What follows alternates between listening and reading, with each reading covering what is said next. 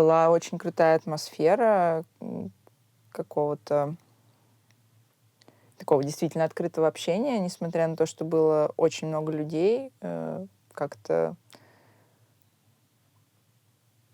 ну, создавалось ощущение, что нет никого случайного и лишнего. Ну, удалось как раз прочувствовать снова вот эту вот андеграундную какую-то свободу, когда все собрано на коленке, но в этом есть какая-то романтика, и все очень так, ну, как по-настоящему, что ли. И это было очень похоже на какие-то фестивали в Берлине. Зрители — это же наши все половина знакомых, а половина знакомых знакомых. Мы же тогда мало кому известны были.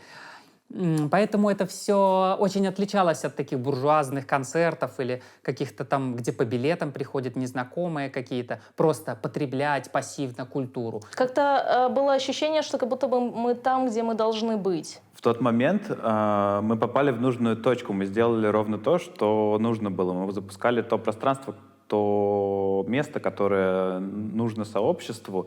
И технопоэзия, как оказалось, в тот момент тоже была ровно той группой, которая, с одной стороны, разомкнет замкнутое музыкальное сообщество, которое состояло в основном из уже устоявшихся групп, которые играли по много лет и которых все знали. Это была качественная и интересная музыка, но явно требовалось что-то новое, что разомкнуло бы и устоявшиеся вкусы, и, кроме того, что раскрыло бы само сообщество музыкантов, соединив его с другими сообществами города, с художниками, с политикой.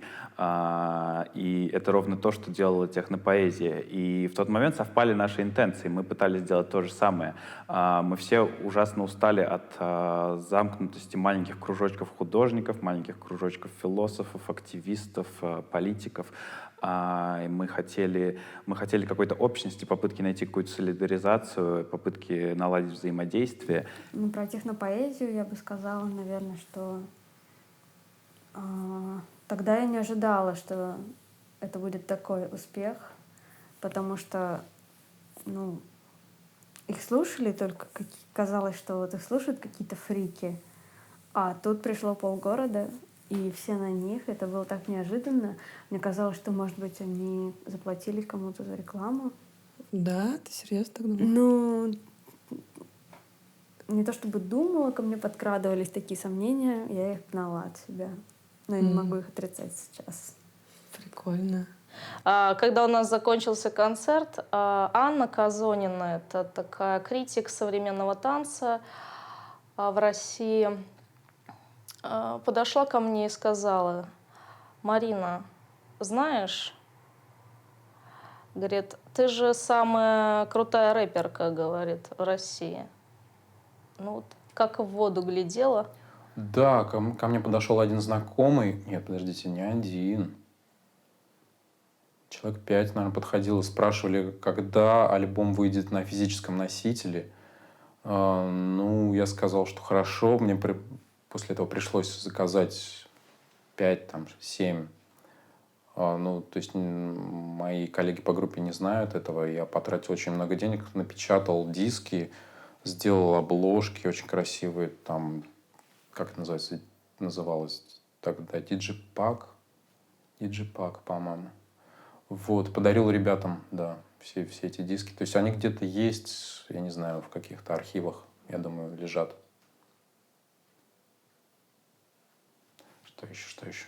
Помню, цветы подарили, да. Но не мне, к сожалению. Я потому что очень люблю цветы, но об этом тогда никто не знал. Я тогда не знала, что в 4413 курить можно везде, и пошла искать курилку. И одно из мест мне показалось, что это курилка, и я стала курить там. Вот. Ну, такое это было, видимо, еще, как бы еще не комната, но просто такой как бы отсек под комнату пустой. И там я разговорилась с какой-то зрительницей и выяснилось, что она на несколько дней приехала в Россию, по-моему, то ли с Берлина, то ли откуда-то она приехала. И ей сказали, что она спрашивала своих знакомых, куда идти, или на Фейсбуке смотрела. Ей сказали, что вот нужно пойти вот в 4413. И я так думаю, вау.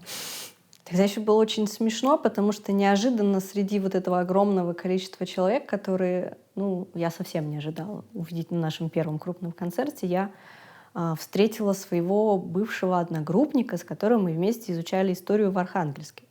Я ее встретила, очень удивилась и обнаружила, что он как раз тоже переехал в Питер и работает в том культурном центре, который был рядом. И он после работы неожиданно узнал, что рядом где-то открывается какое-то новое независимое место. Ему стало очень интересно, и он тоже пришел и был открыт к грядущему опыту. И он терпеливо просидел весь концерт, и, кажется, ему понравилось. Позже я узнала, что вообще он признался, что он всегда был антифашистом. Просто когда мы были в Архангельске, как-то об этом мы не общались на эти темы. Хороший вопрос. Кто такие антифашисты?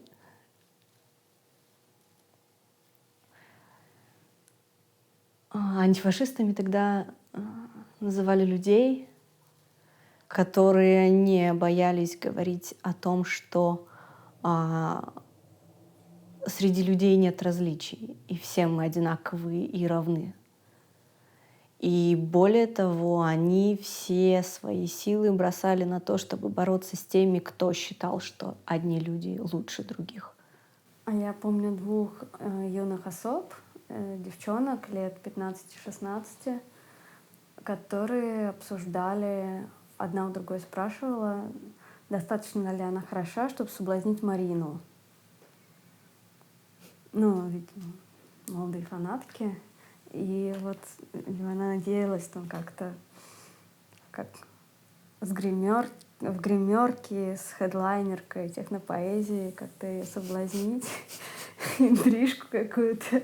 Я не знаю, в итоге получилось у них там это или нет, но разговор подслушивала. Я уже не помню, как они выглядели, правда, незнакомые молодые девчонки.